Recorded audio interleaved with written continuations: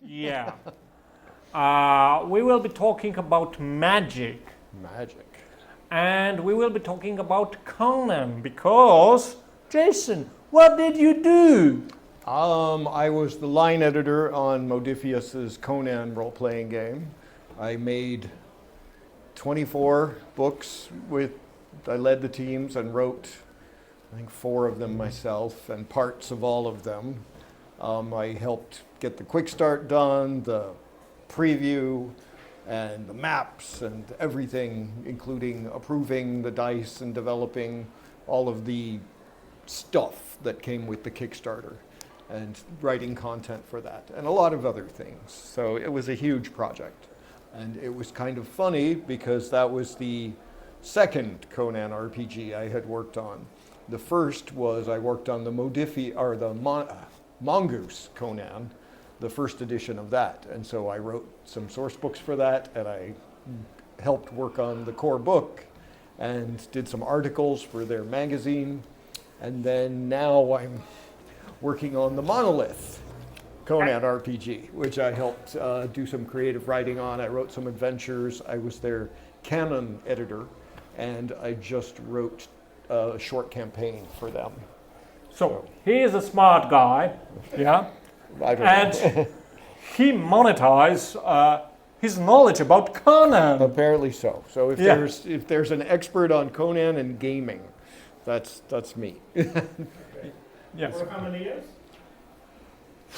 Oh my God, Modiphius, I was on that for 5 years, and the Mongoose game about 3, and I've worked in the Monolith game for 2 now. So it's like 10. Yeah, 10 It's a or so decade. years. Yeah, but spread out. Yeah.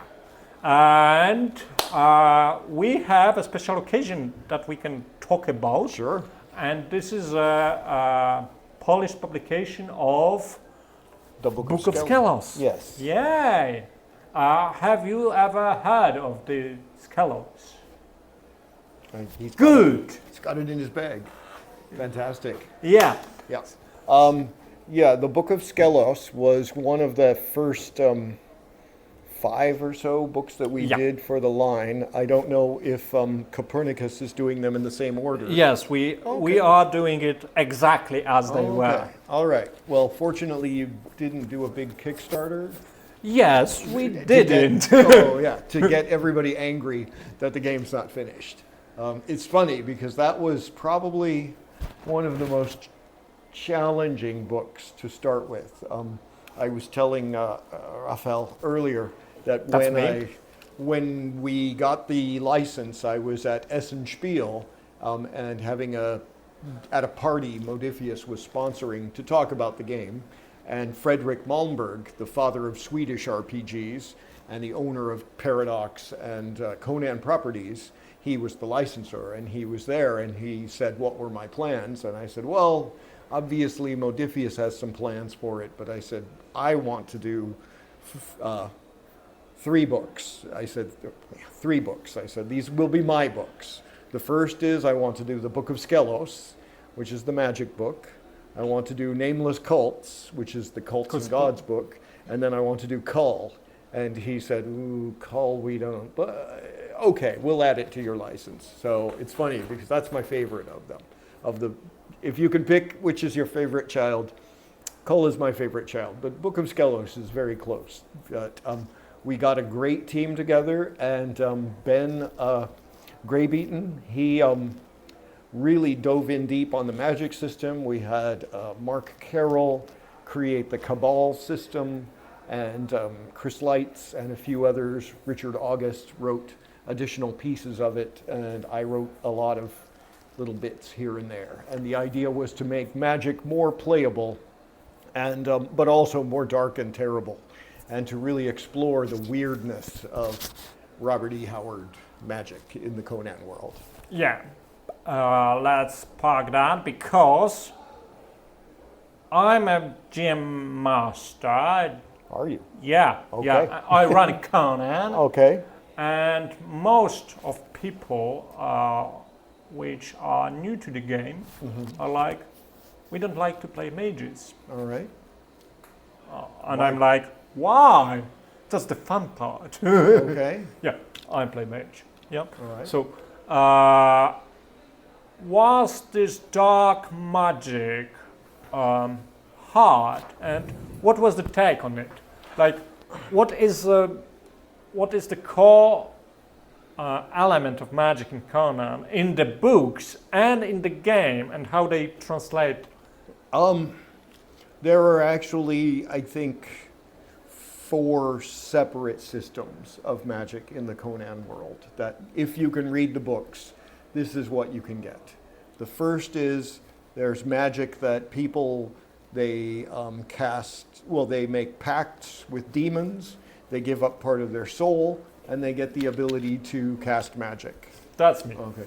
The second is this crazy, sort of almost like yogi magic, where the characters learn disciplines, and they probably make dark pacts, but it's a little different, and that's the magic you see in People of the Black Circle, where Conan goes to basically fake India, and there's these mages who have this completely different style.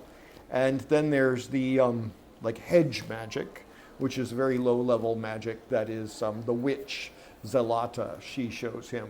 And then the last one, I would say, is divine magic, and that is magic that clearly comes from the gods. And I had a big argument with Jeff Shanks, our Conan expert, because he said, there's no evidence that there are gods in the Conan stories. And he said, it's just belief. And I said, bullshit. Wait a minute, wait a minute. Bullshit, Jeff, was exactly what I said. This happened, I said, in the story, what was it? Well, at the end of the Frost Giant's daughter, Ymir actually shows up. And you see him in the story. I'm blanking on the name of it, but the story where the young princess, the new queen, she's told, Mitra will guide you to find a hero to save your kingdom, and she goes into the streets, and the first person she runs into is Conan. And so I'm like, somebody said, Mitra will give you a salvation for your kingdom, and boom. She runs into Conan. Yeah. And then in the very first Conan story, just chance. And then in the very first Conan story, where Conan is king, the Phoenix on the sword, Conan has a dream where a priest of Mitra appears and says, Mitra is using you as one of his agents in the world to fight Set, the evil god of the south, the serpent. That's me. And so I think there's like at least multiple instances where there is clearly a god involved. And there is Set probably somewhere in the books. Yeah. Yeah. And Set, he's mentioned throughout people, but he's in the people make these sort of pacts and sell parts of their souls to him. So those were the issues. And then there's also like voodoo magic down in the southern kingdoms, but that also falls into the making a pact with an evil entity. Now, your question, if I was getting there, is it's a challenge because it really depends on who your player character groups are. And the other thing is, why would somebody want to play a magic user in this setting? Because it usually comes at a terrible cost. You usually have to make sacrifices, like you have to dedicate years of your life to a master and who you need to serve completely, or you need to sell your soul, or you need to kill, make human sacrifices. And so it's a very, very challenging role to take. And the question is, why does the player want to do this? To play this incredibly difficult but powerful character. Now, the other thing is, what are the rest of the characters? Are they rival sorcerers? I mean, I think there could be an amazing campaign of the politics of the Black Circle, which was Thothamon's, the Stygian cult. Are you writing it? No, I'm currently 0 Conan. You should. I should, but I don't have any contracts or assignments right now. Okay. Yeah, Monolith, they can only do things as their company plans on them, And so I turned in some work for them on a pirate book and a Conan campaign, but now I don't have anything planned. Oh, okay. So If they ask, I'm happy to work on more yeah, stuff. yeah. If you are watching us, ask please. Yes, yeah, and if Copernicus wants somebody to write something in English that they could translate into Polish. That's how we origi- make games, you Yeah. know. Yeah, that's usually how that happens. So that was a good question. Why a player wants to be a mage? Except he is me, and he wants to be all powerful and Okay, but edgy. you're the game master, so I'm sometimes a player. okay.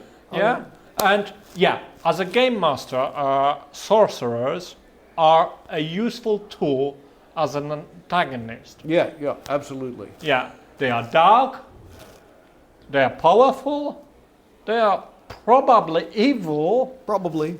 Yeah, because you need to sell your soul, make a human Yes. sacrifice, and all that stuff to do magic. Right. And that's how magic in Conan. Yeah, there's Well- only, if I can think about it, I forget his name, or two guys' names. There's the Aquilonian priest who is hiding under the city, who's the follower of, I can't remember the name of the god, my brain is pudding right now. But he seems to be benevolent. He seems to be a nice guy. There's the old witch who lives out in the woods, and she has her wolf. She's on the side of good. Yeah. And then after that, I don't think there's another good sorcery character in all of Conan. Yeah, except the animated series from the 90s. Yeah. Sure, and the movie Conan the Destroyer had Mako playing the wizard, who was a good guy. Yeah. So But yeah, I mean the thing is that most of the spells in Conan are extremely powerful, but they're not adventuring spells.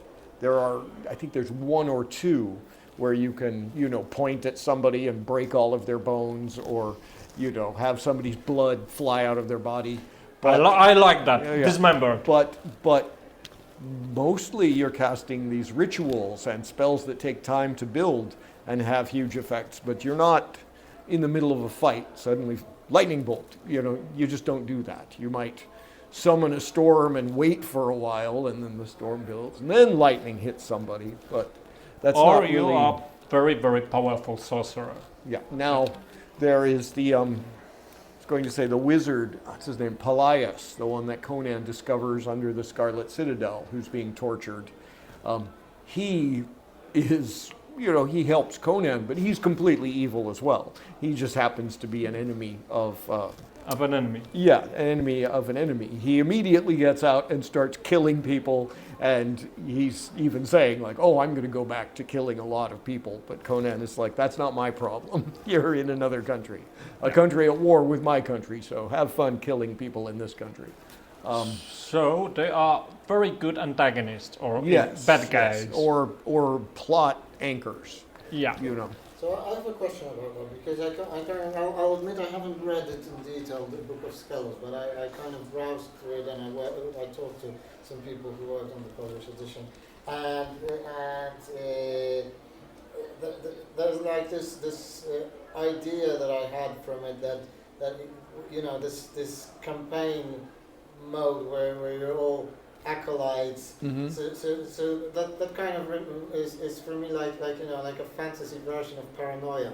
Where, you have the evil In some master ways, yes. instead of the computer, Yes. and everybody is sucking up to him and backstabbing. You each other. could be, yes. So, You like in the Conan stories, there's a group called the Black Circle, Yeah. and they are Stygian sorcerers, and their leader was Thoth-Amon, Conan's. Arch enemy. Except they really didn't meet Yeah. in the original Conan stories. Never met. Conan heard his name once, as far as we know. He never spoke of him again, but they were enemies.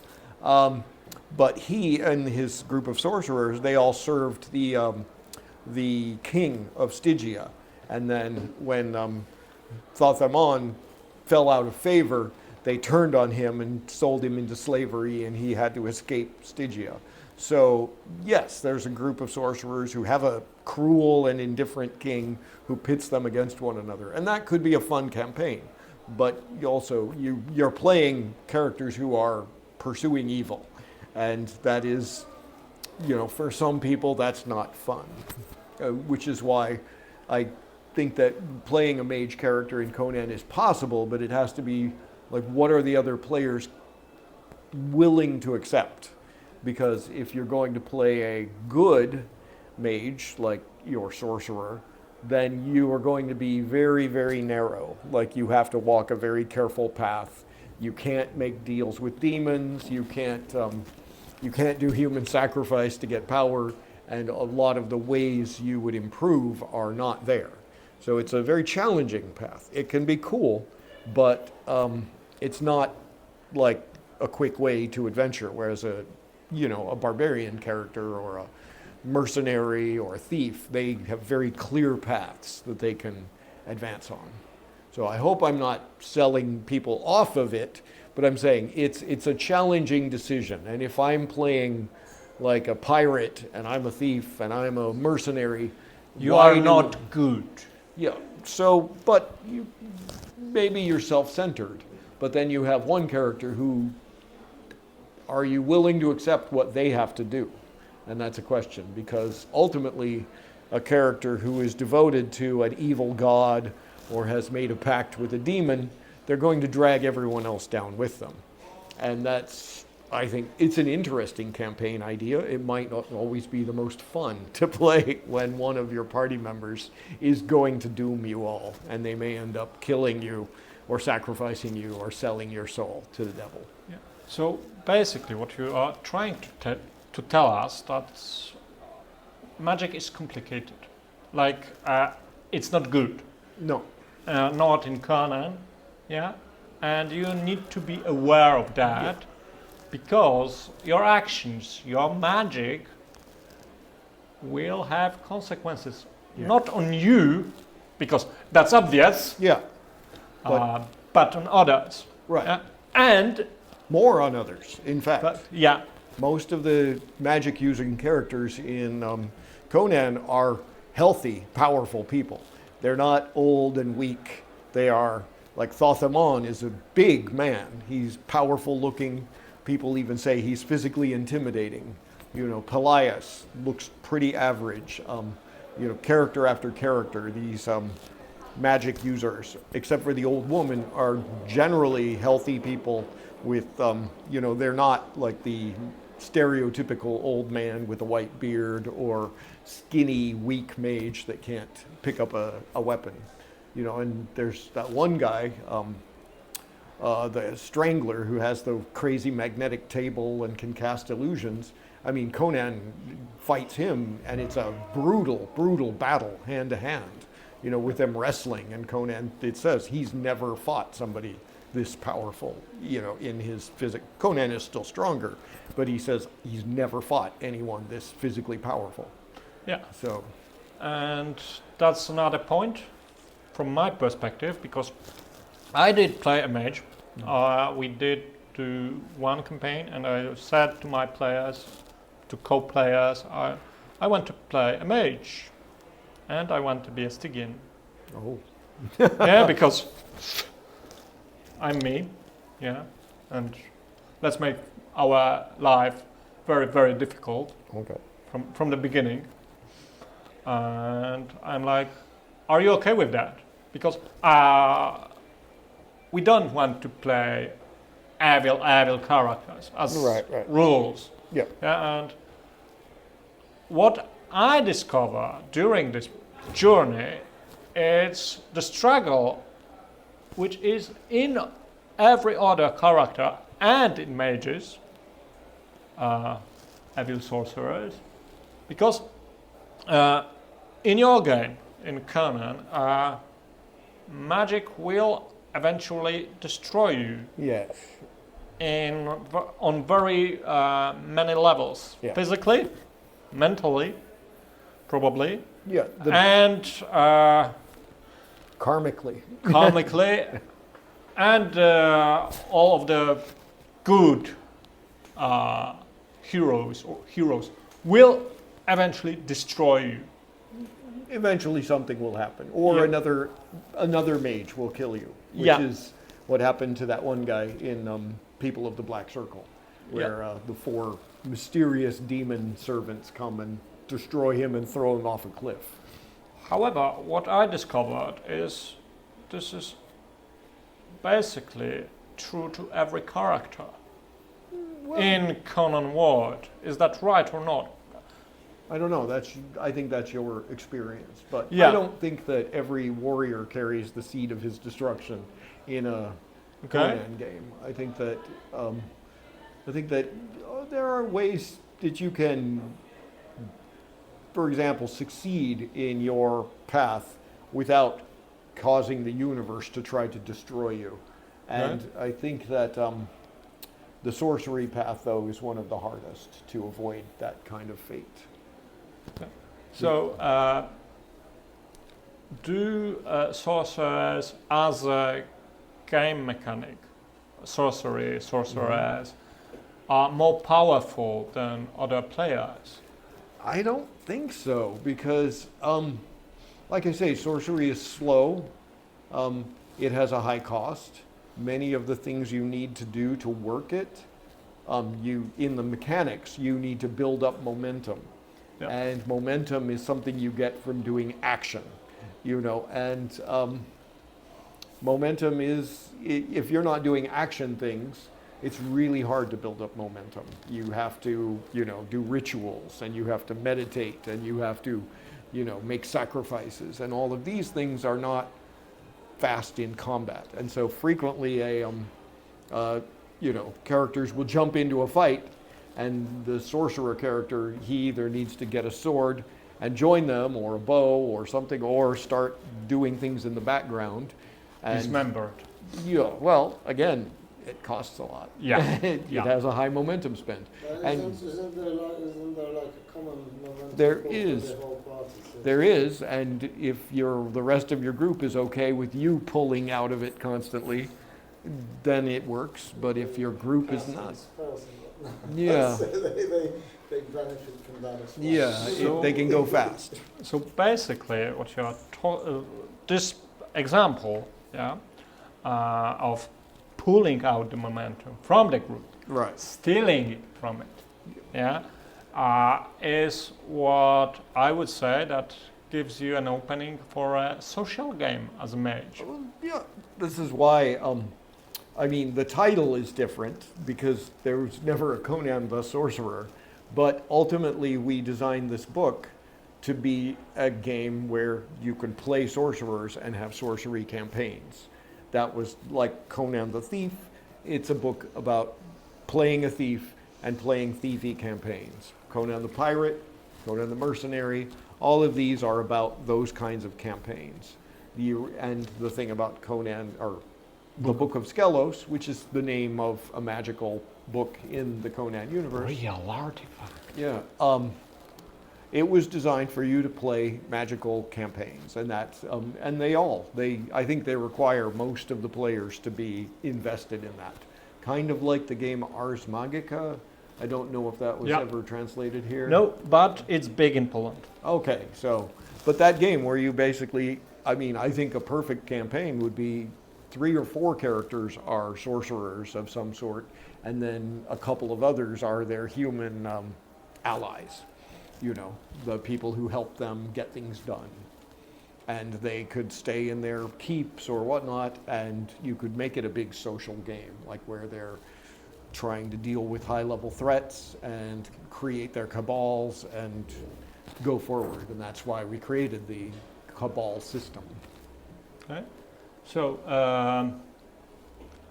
sorcerers are evil. Sorcerers are slow to advance because the magic need resources. And you can't just pick up spells. You have to find somebody who will teach it to you, or you have to find grimoires and magic books. Or cheat the system. Or cheat the system, I suppose. But that's, Oh, I use talent because I was a necromancer as well. Yeah. So But Yeah. then again, you're spending a lot of On- your talents on yeah, new spells, whereas other characters are learning how to attack twice in a round and how to do extra things that are, I'm not saying, I don't want to say saying a sorcerer is a bad thing for gaming. I'm saying it's a challenging thing. Yeah. However, this is for me. This is a game balance mechanic. Yes. Yeah, because you need to be good at that. Yeah. You need to make a choice, Right. and that's wonderful because in Conan as a genre or as a book, as a game, Yeah, as it's a all about sorcerer, you need to make a choice. many choices, Uh, difficult you- everyday choices. Yeah, devote your life to magic, to do awful things. Yes, and there's no out path for many sorcerers. They're locked into it. Yeah. Once you make a pact with a demon, You make a like, pact. yeah, you're in that deal forever. And whereas a warrior can get enough gold, buy a small castle, and retire happily. Or thief be a can king. Become a king. A thief can make one big score, retire. A pirate can, basically get a bunch of gold together, make his first-hand mate the new him, like the Dread Pirate Roberts, and then move on to, retiring on an island somewhere. And a noble can become king or queen. And so many of the other character types all have very clear paths that they can sort of exit from. But if you're a mage in that world, you're a mage. That's a sorcerer, really. Yeah. That's what you do. For my character, yeah, which I love, Okay. the most iconic, the most, rewarding was when we were at the end of our campaign at the beach. I was out of the spells, I was out of everything. Mm-hmm. Yeah. We just defeat the big bad guy. Okay. Yeah. And I did some questionable things. For the good of the team, of course. But as my character, I knew that they were questionable things. Okay. And my captain, because we had a captain, and my assassin, because we built a relationship. Okay. Forgive me. Okay. Yeah, and that was the end game. No big castle stuff, and yeah, and that can be quite good. Yeah, sure. Except, do you know, or do you think that this kind of structure, that how you structurize the magic and how you build that, help to build a very dramatic narrative in the game? I think so. I think that a game that pushes you into making difficult choices and living with those consequences is more exciting than just a game that you hit the piñata enough and hard enough and it explodes and you get the candy and the gold coins and you're done. I think that something where you can end on this sort of troubled note, I think, is more interesting. I mean, many of the Conan stories end with him worse off than he started before. He's had an experience, but he's half beaten, he's, covered in blood, he's nearly been killed, and he's escaping with nothing to show for it. I mean, the jewels of Gwalar, or the servants of Bit Yakin, or the other name of that story, that's the one where he's a treasure. He goes down to the southern kingdoms and tries to rob the one king of some of their sacred ancestral treasures, the jewels of Gwalar. And there's a Stygian opportunist who comes in and outmaneuvers Conan, so Conan says, okay, I'm just going to go steal them. And so he goes to the mythical hidden city, and there's some shenanigans, and Conan ends up, he's been hurt, he gets the jewels, but then he surrenders them to save this girl he met, and he's thinking, okay, I'll try to start anew, but he's already, he's got nothing left at the end of that story other than some plans. And frequently, the Conan stories end with him basically worse off than he was before, where he starts in a position of strength, he loses that strength, and then he finally escapes through his own cunning, his resilience, or good luck, and some like freak luck sometimes. Yeah. Okay. Okay. So we have. I would summarize that like, you can play a mage. It will be a hard path, But fun. but fun. Yeah. Everyone can have fun with you playing a mage. That's probably good to I have. assume if Yeah. it would be strange to be playing a Conan campaign where somebody wants to be noble and like lawful good. That would be a little weird. Yeah. And sorcery in Polish it's dark magic. Dark magic. Okay. That's very dark. Okay. Yeah. And as for you GMs, the magic users are great opportunities. Yeah. I mean, A great antagonist. Right. And Book of Skellos, you do like that book. Oh yeah. It's a great book. I think I was talking to somebody, one of my writers, early on, and he was expressing some doubts because he thought, well, we don't want Dungeons and Dragons style wizards, or magic users. And I said, no. Ultimately, imagine you're in a car with some friends and you're driving at night and one of your headlights goes out. So you're on the road, you're on the highway, you've got one headlight, you're like, oh, visibility is dark, but we should be fine. The sorcerer is the guy who puts his foot on the gas next to you and then starts grabbing the wheel. And that can be fun, but it means things are going to get crazy very fast. And maybe you're going to find yourself going a lot faster and a lot farther and a lot crazier than, a lot more out of control than you might plan otherwise. And that's where I think sorcery becomes pretty cool. And the sorcery mishaps, the fumbles, I think are tremendously fun. I love things like sorcery fumble tables and whatnot because they can make things tremendously terrifying.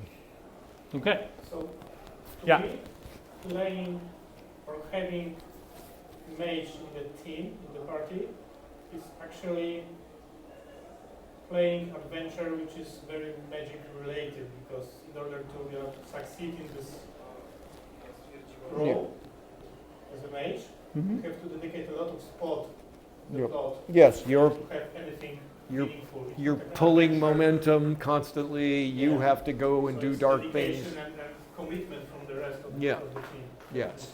I would say that if you have a powerful mage, and you know how the game mechanic works, you will create momentum and you will create it more frequently taking risks, because it will give you, Yeah, I know.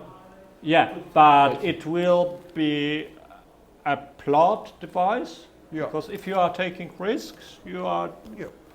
pushing the adventure.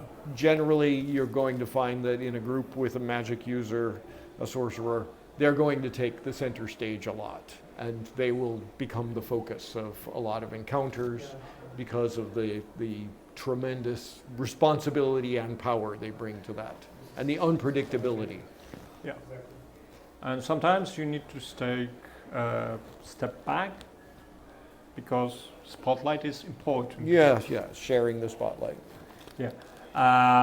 Any more questions? Because we have like 5 minutes, and Jason loves to answer questions and signing books if you Yeah, have I one. sign books too. So I have a question. Okay.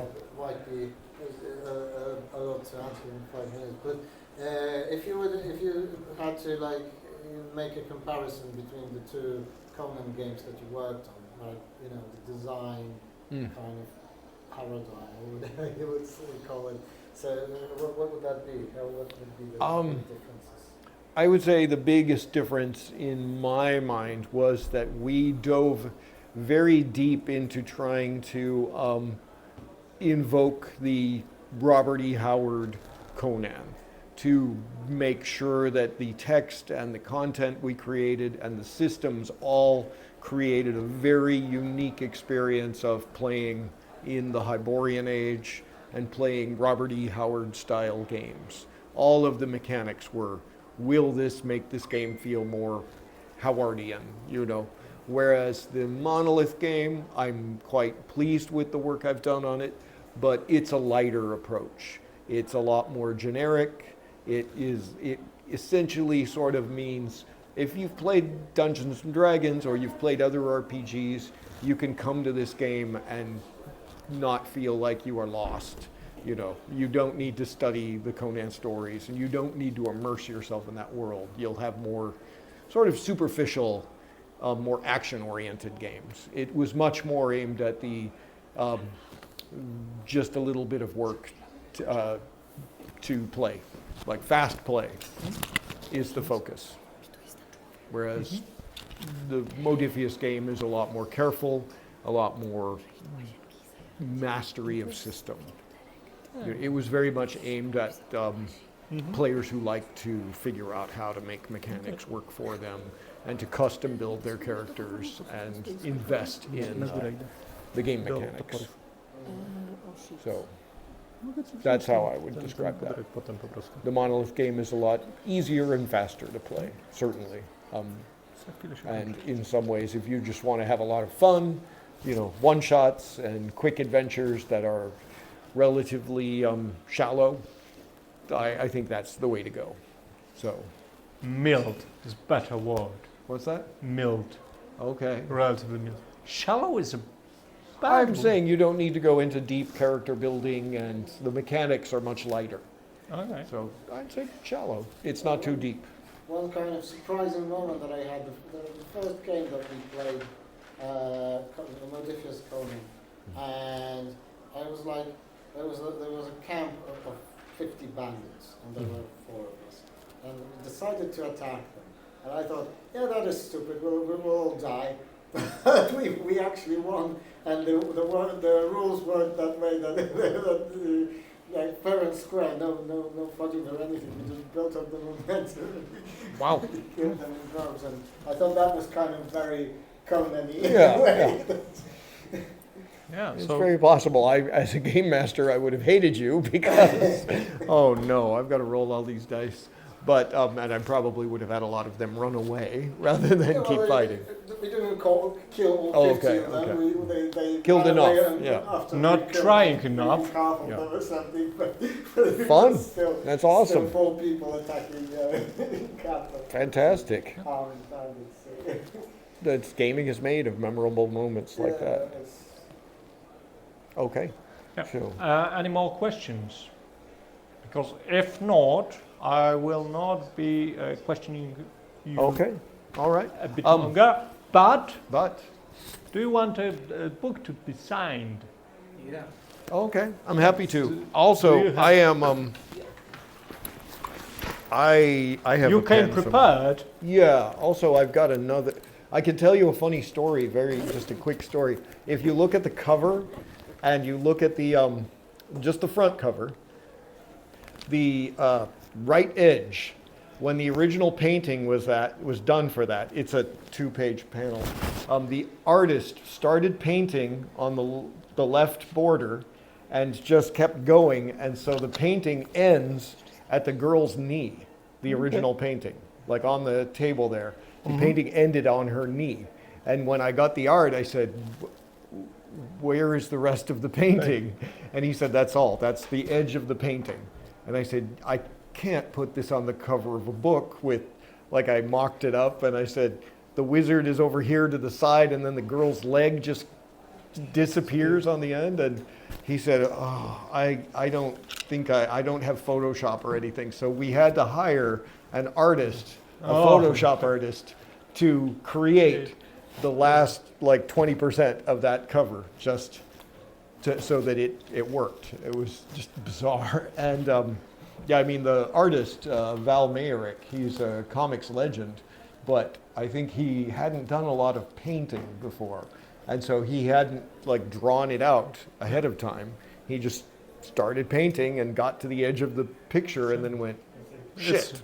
Yeah, that's done. Good enough, send it out. And, you know, it was kind of hilarious. Okay. Just, I've never seen that before in a piece of art. I'll get a pen.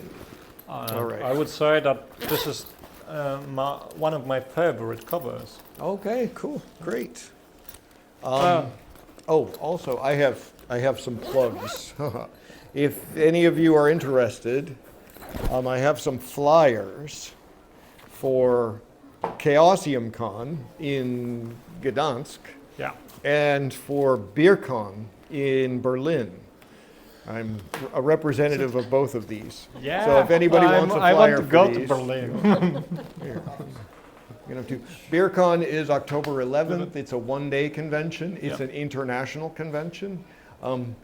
If you want to show up and run a game in Polish, I am sure one of our organizers is Polish, and I would sure he would kiss you on the forehead. He would be so happy. And the other is Chaosium's official convention in December, or no, at the end of October, beginning of November. 3 days and nights in beautiful Gdansk in a castle hotel thing, spa thing. So anyway, all right.